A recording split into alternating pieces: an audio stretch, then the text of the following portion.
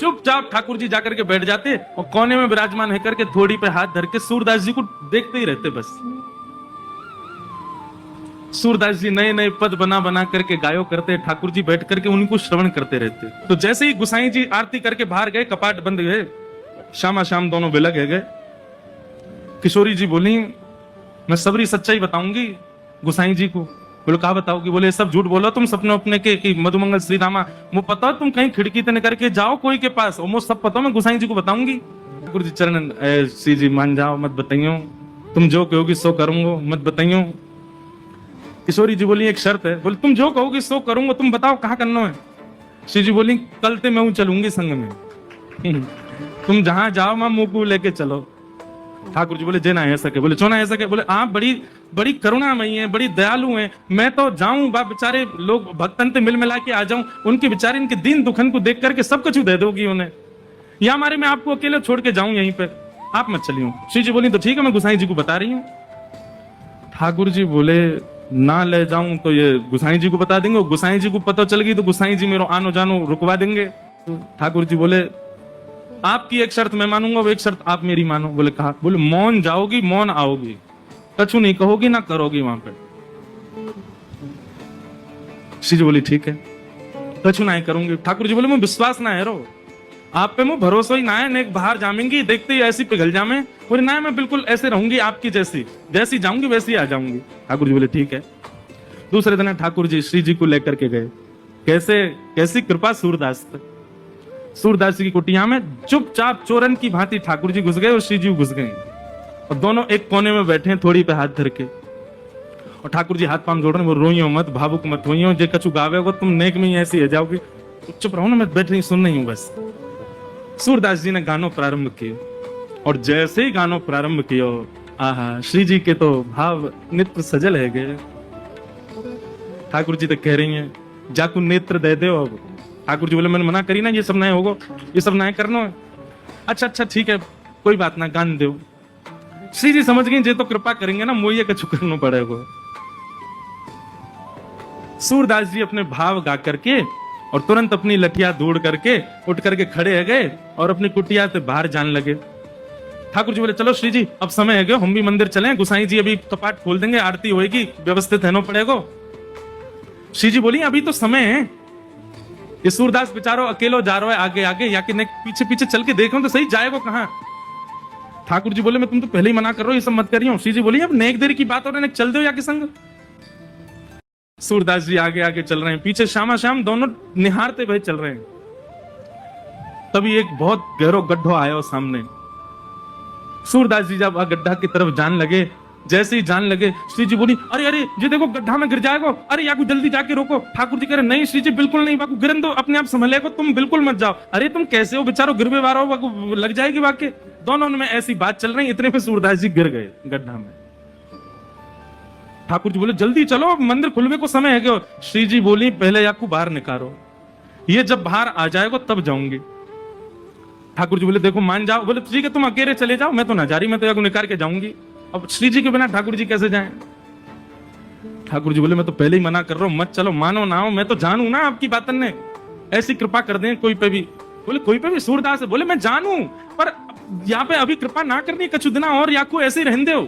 श्री जी बोली ना मुंह पे ना देखो जा रहो, अब ऐसा हो जाएगा या पे बिना कृपा किए गए तो श्रीनाथ जी के आधे नेत्र में आंसू ही रहेंगे, श्री जी रुदन करती रहेंगे। बोले मैं सुख से विराजनो चाहूं, वाकई नहीं, पहले आप कृपा करके चलो। श्री जी ने अपनी चुनरी दी और ठाकुर जी ने अपनी कारी कमरी वहां में बांध दी और ऊपर से ठाकुर जी वह गड्ढा में चिल्ला के करें बाबा बाबा शब्द सुनते ही सूरदास जी के तो रोंगटे खड़े है गए। बोले जे कौन बोल रहा है? अरे कौन है भैया?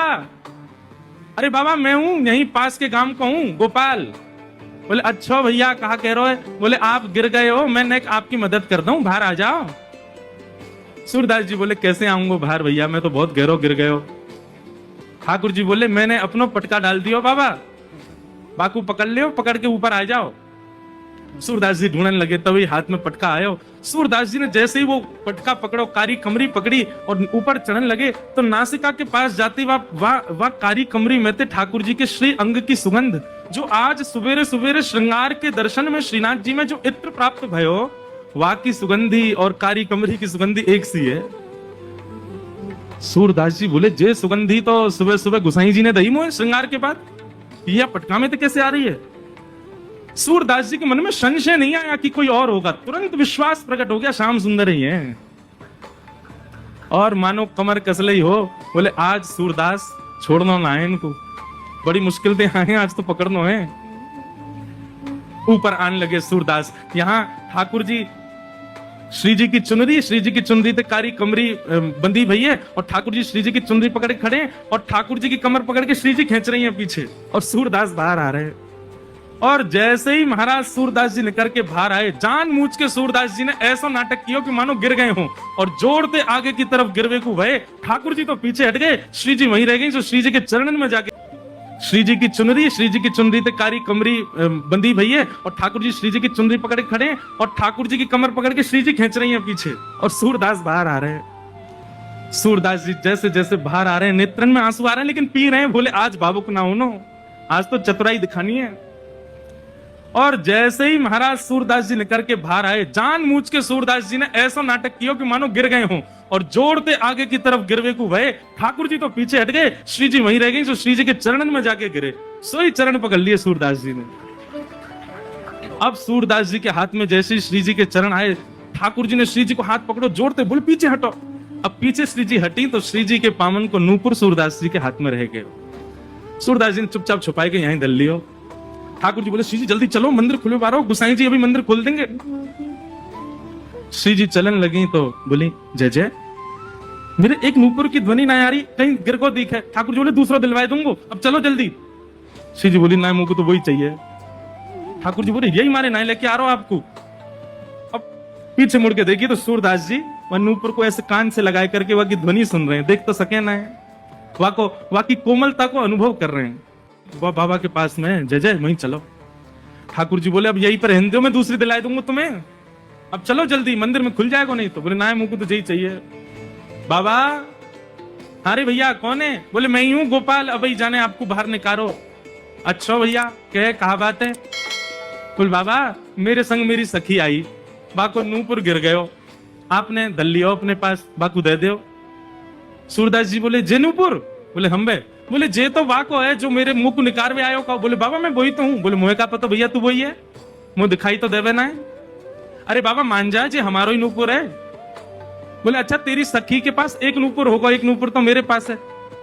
सखी ने आगे आए करके अपने दूसरे पाम के नूपुर की पहचान मुंह को कराए दे, मैं छू करके देख लूंगा कि हाँ जी वही नूपुर है तो दूसरे पाम में पहनाए दूंगा, और नहीं तो भैया मैंने कहीं तोय दे दी और असली या को हकदार आयो और बाने आके मुझसे की तो मैं तो बड़ी विडंबना में फंस जाऊंगा, मुझे तो पता ना है असली कौन है।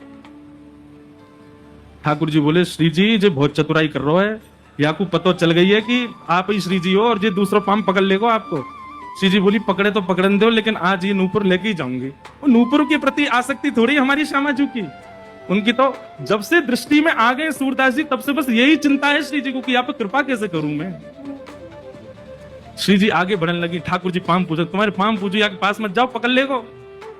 श्री जी चलती जा रही है, लो बाबा दूसरे पाम के नूपुर की पहचान कर लो। सूरदास बहुत चतुराई कर रहा है, या को पता चल गई है कि आप ही श्री जी हो और ये दूसरा पाम पकड़ लेगो आपको। श्री जी बोली पकड़े तो पकड़न दो, लेकिन आज ये नूपुर लेके ही जाऊंगी। वो नूपुर के प्रति आसक्ति थोड़ी हमारी श्यामाजू की, उनकी तो जब से दृष्टि में आ गए सूरदास जी तब से बस यही चिंता है श्री जी को कि आप कृपा कैसे करूं मैं। श्री जी आगे बढ़ने लगी, ठाकुर जी पाम पूछो, तुम्हारे पाम पूछो या के पास मत जाओ, पकड़ लेगो।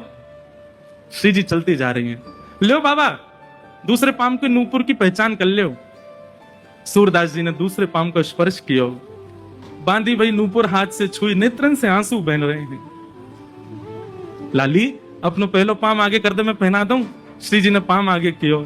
सूरदास जी जैसे ही नूपुर बांधन लगे, नूपुर बांधते ही सूरदास जी ने तो ऐसे अंक में श्री जी के दोनों चरण पकड़ लिए। बोले अब नहीं जान दूंगा, अब तो कृपा करो मुंह पे, कृपा करो तभी जान दूंगा। यहाँ ठाकुर जी खींच रहे हैं श्री जी को, लेकिन श्री जी कस के पकड़ लें सूरदास जी ने। अरे बाबा छोड़ दे। बोले आज नहीं छोड़ूंगा, बड़े दनान में हाथ आए हो। 84 लाखन में घुमाए घुमाए करके जैसे तैसे तो सूरदास बनो, जैसे तैसे गिरिराज जी आके अटकाऊं, जैसे तैसे श्री वल्लभाचार्य जी की मुंह को दीक्षा प्राप्त भई है, अब नहीं छोड़ूंगा, अब तो जय जय कृपा करो। बोले कहाँ कृपा करें? बोले मैंने जीवन में आपसे कछु नहीं मांगो, लेकिन आज मांग रहा हूं। ये दो चक्षु, इनकी कभी मुझको अभाव को अनुभव ना भयो कि आपने मुझको क्यों ना दिए, बहुत कृपा ठाकुर जी जो आपने ना दिए, लेकिन आज पहली बार ऐसा लग रहा है काश मुंह पे नेत्र होते तो मैं दोनों युगल के दर्शन कर लेता। सूरदास जी ने तो कही है, श्री जी ने तो इतने अपने हाथ धर दिए, बोले बाबा आंख खोल लो। ठाकुर जी कह रहे हैं मुझे पूछ तो ले करो, किशोरी जी कह रही है पूछो वारो काम ना है, सब होन दो, बाबा आंख खोलो। सूरदास जी ने अपने जीवन में पहले बार कमल जैसे, बिल्कुल ठाकुर जी जैसे नेत्र प्रदान कर दिए सूरदास जी को। जैसे ही नेत्र खोल करके देखो, आहा,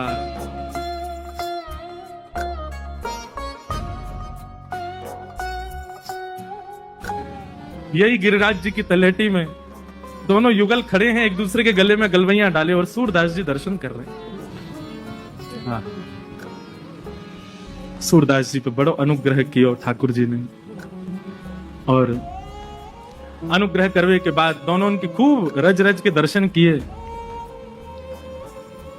सूरदास जी दोनों जैसी जान लगे, सूरदास जी बोले जय जय अब एक कृपा करो। बोले कहा ये जो दो नेत्र आपने मुझको प्रदान किए ना, इनसे मैंने आपके दर्शन कर लिए, अब ये नेत्र मुझसे वापस ले लो, अब मुझको फिर से आंधरो बनाए दो। क्यों? बोले अब आप दो बस गए, बस आप दो मेरे चित्त में विराजे रहो, बाकी अब संसार में मुझको कोई और को नहीं देखना, फिर से मुझको अंधो कर दो। बोले भक्त